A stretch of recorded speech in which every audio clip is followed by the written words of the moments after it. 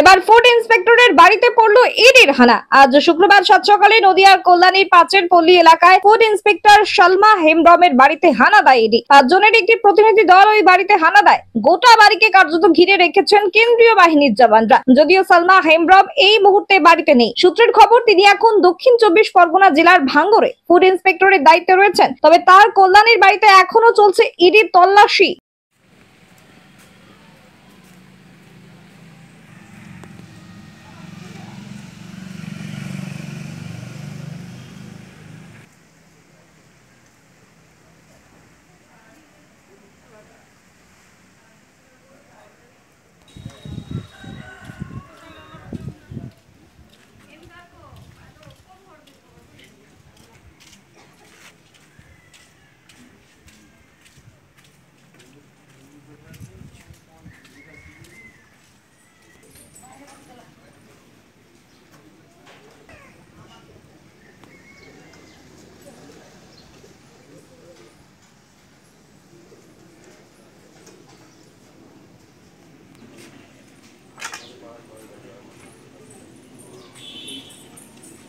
তারকেশ্বরের সর্বপ্রথম modular OT যুক্ত hospital Tarakeswar Apollo multi speciality hospital. যোগাযোগ নাম্বার 03212276400 অথবা 9474147604।